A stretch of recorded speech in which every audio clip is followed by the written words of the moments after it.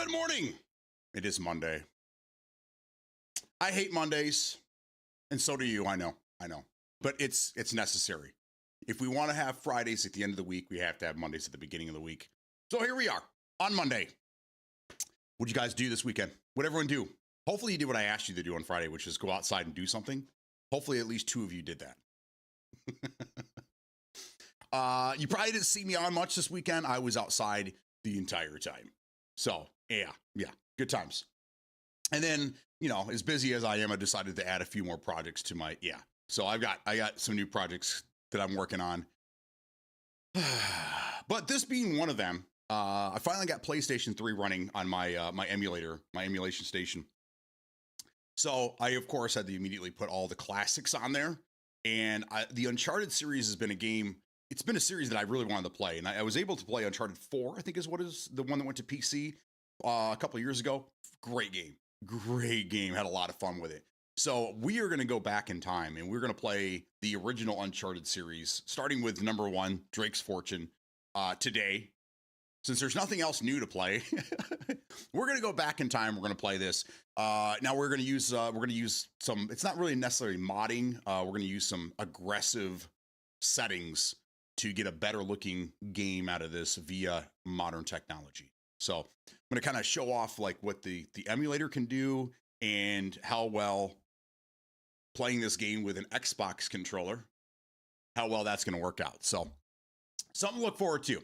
But what I need to know is, what are you guys doing? What is everyone doing? Is everyone getting ready for work? Is everyone at work? Did you do anything this weekend? Did you have fun? Again, this heat wave is continuing this week for us. It's 63 degrees right now, and it's going to get, I think it's going to be like 90 today. No, it's going to be 90 on Thursday. Ooh. It's going to be a great week, guys. Great week. Our last week of great weather. So enjoy it, especially if you're up here by me. Now, if you're down south, yeah, you guys have plenty of time. You guys probably have nice warm weather right through December. So, but not us up here. We cherish these nice warm days. Can you share details on EMU used, or do we need to discuss on Discord? We can talk about it here. That's fine. I use a system called Batocera. It is an actual Linux distribution. And what it is that normally you would have this on like a flash drive or whatnot. I actually sometimes build PCs that's the main operating system, because what it really is just an operating system. It's a Linux distribution that is just emulation station. So it's a mixture of a couple different things. But I'm using Batocera, which is an operating system that contains the emulation. Emulation station, I do believe, is what's basically under the hood. And it comes pre-packed with pretty much all of the emulators that you would need for every system out there. And you can pick, or it automatically chooses what. So right out of the box, just the operating system itself. Yeah, it's just like that, but it's a C, Bato, C-E-R-A, Batocera, all one word, B-A-T-O-C-E-R-A. You could put this, what I did is I have a 2 terabyte hard drive, mechanical hard drive, not SSD. It was originally, it's called the Passport X. It was originally sold as a gaming hard drive for the Xbox One X. So it's about 6-7 years old now. I'm not using it for anything because, I mean, these hard drives are on modern consoles, like the current gen, they're worthless. I mean, all they are is basically just a backup. You can't run games off them unless that they are like Xbox One games, but current games can't run off them. So I didn't have any use for this thing. So what I decided to do is just make this a dedicated Batocera emulation station setup. So basically it's 2 terabytes. I plug this into any computer, and it automatically boots to Batocera with all the games that are on there. And I have about 1.5 terabytes full of shit. It's getting bigger now, because now that you get into like PlayStation 3, and I was looking at some Xbox 360 and shit like that, these games are 30, 40 gigs a piece. So now we're starting to get into big chunks of games. But most of the time, if you stick to up to PlayStation 2, you can typically get like a 1 terabyte hard drive and everything will fit on it. But once you start adding Xbox 360, PS3, then you're going to need a much bigger hard drive. So that's what I'm running on here. And then you could fine tune. Each emulator has different settings, so you could fine tune and you can tell the computer to basically run it the way it was on the PS3. But we turn our AA up or our anisotropic filtering. We can turn on certain sharpening things. Yeah, so you can really make it look nice as shit, depending on what your system runs. So I have things cranked up. Gax in 4K, that's right. So what it is that I have it PS3 is a very difficult system to run, even though it's much older. To emulate it takes a lot of horsepower. So I'm able to get it to run natively. I think 720p is what most of these Sony PlayStation games ran. They natively ran at 720p, and then they upscale depending on what screen they were going to. So I have it so that it's at 20 or 2K. I've tried 4K. 4K is a little much for my PC. I'm running an RTX 4070 in here. It would probably take a 4090 to natively run 4K, but I don't really need it at that. So right around 2K, 1440p, it seems to be running pretty good. So we'll see. And there are obviously some certain games that have issues. Uncharted 3 I'm having a problem with, but luckily I'm starting at the first one, so I have a few days to figure that out. So there we go. There you go.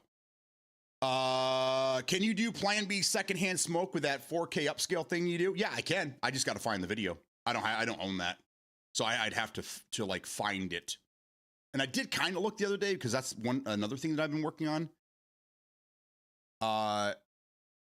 I've been grabbing our old DVDs and VHS tapes and stuff and upscaling, having a lot of fun with that. I found a couple more programs I'm going to try, but the daughter, my daughter loves Scooby-Doo, and she has a CD or DVD case, whatever, in her room full of these old school Scooby-Doo movies and episodes and this and that. So what I started to do is to extract those. They're 420i. I mean, it's DVD. It's DVD. So I mean, and I actually did one last night. It took about 7 hours to take one of these movies and upscale it to 4K. And it did a phenomenal job. Phenomenal. But it's more geared towards anime and cartoons. So that's a different situation than live action stuff. But I'm going to try the same program on some other things and see how well it does. But I mean, it's incredible. So I'm going to have a lot of Scooby-Doo. She has like 30 or 40 different fucking movies. So I'm going to start doing these one at a time and putting them up for you guys. If you guys are Scooby-Doo fans like my daughter is, I'm kind of really doing it for her because she doesn't have a DVD player and she's been wanting to watch them. So I'm going to put them on YouTube so she can stream it anytime she wants in 4K on her TV. And yeah, so yeah. Go Dad.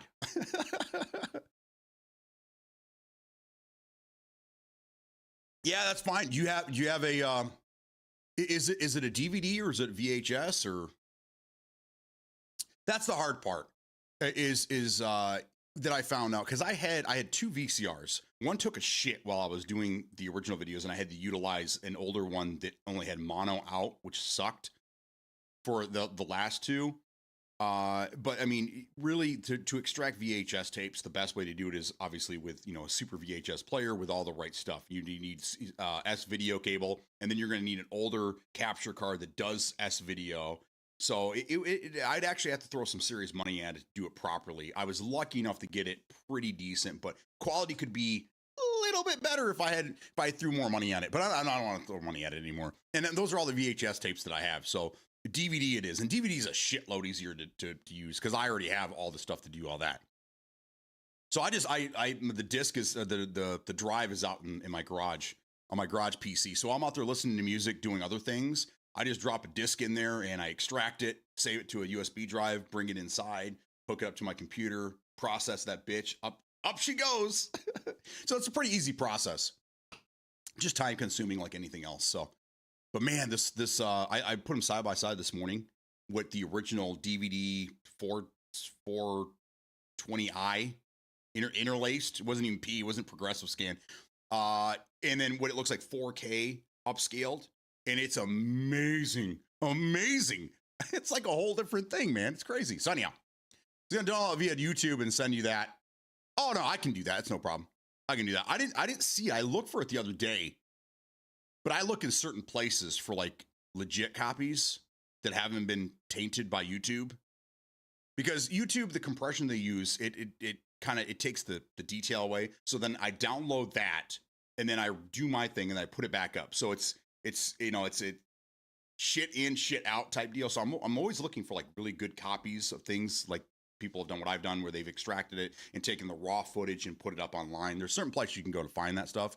I can utilize, and I guess at this point, if it's VHS and it's on, what the quality difference is going to be so minute, but I try not to download things from YouTube and then work on them and then put them back out again. If I can, you know, it makes things difficult. So, no, I can do that myself. No big deal, Metal. I thought you had you had your own like copy that you had saved years ago or something. I don't know.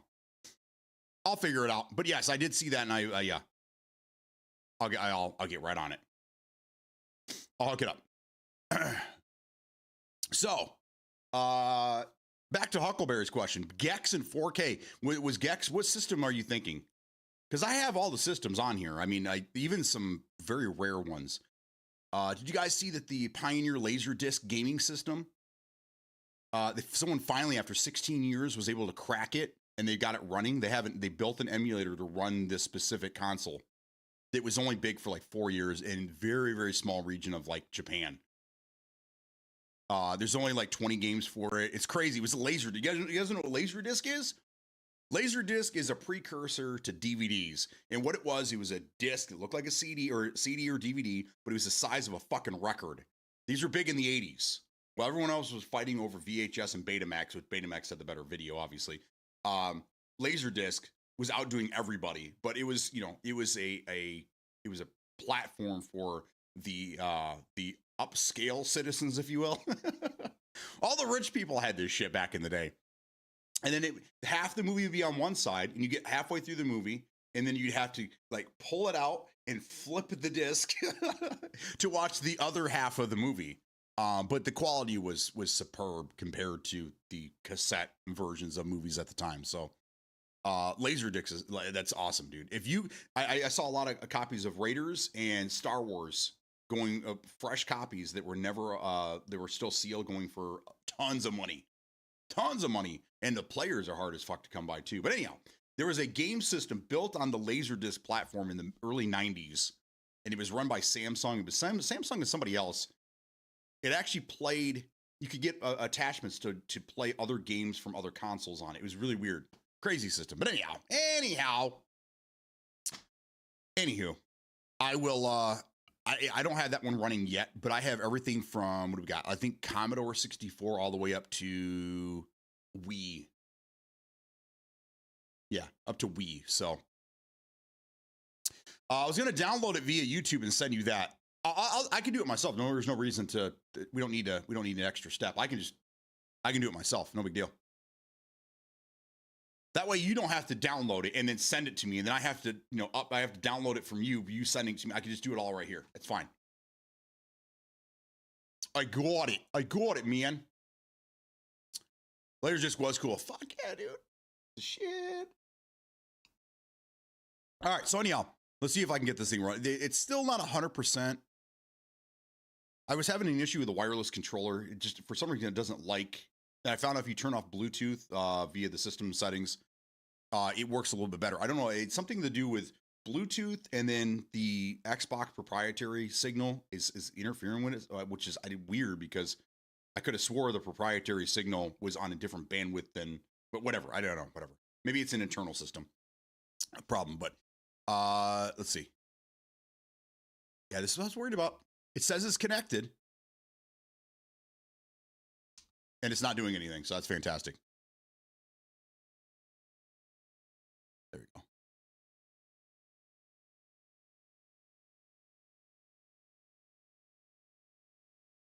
All right, while this fucking thing links up.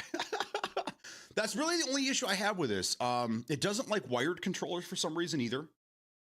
It's just the controller issues itself. I don't know. When I had a dedicated machine that did this that I sold recently that was on my TV. That one had no problems at all. So I don't know if it's an internal issue. There's a problem with hardware. I don't know what it is, but it does not like syncing up controllers for some reason.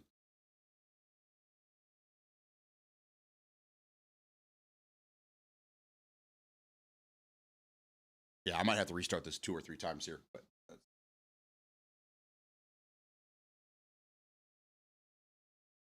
we go.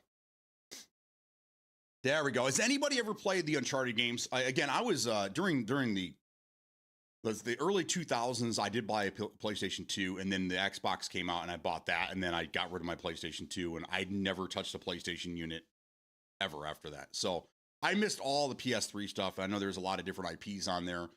The Last of Us, Uncharted, God of War, Little Big Planet, Infamous 2, I think is what it was. Resistance. The Resistance games were pretty big back then. So these are all games that I have recently just downloaded, so I can play them. So I can play them as well.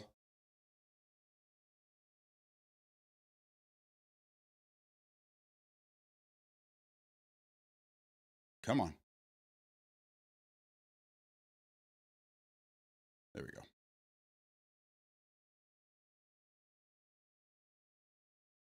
Okay. Anyhow. Reckless, what's going on, man? How you doing?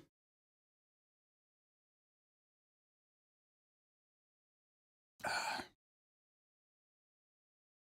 right. Just waiting on this thing to reboot.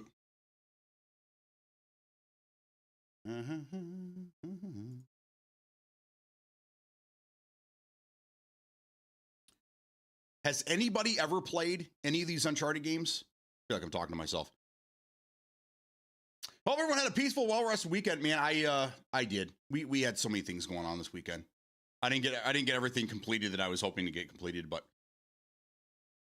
like today, once I get done doing this, I have to make like 6 different phone calls. And then I got to jump on the mower. I got to get that done. I didn't get a chance to do that over the weekend. Got to get back on my roof again. I got a lot of stuff going on over here. Come on. Work.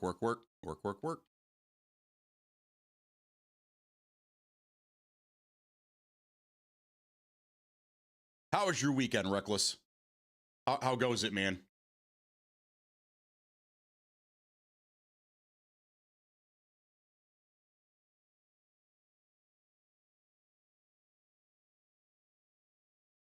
There it goes. It says it's connected. Again, it says it's connected, and it's not doing anything. I love it.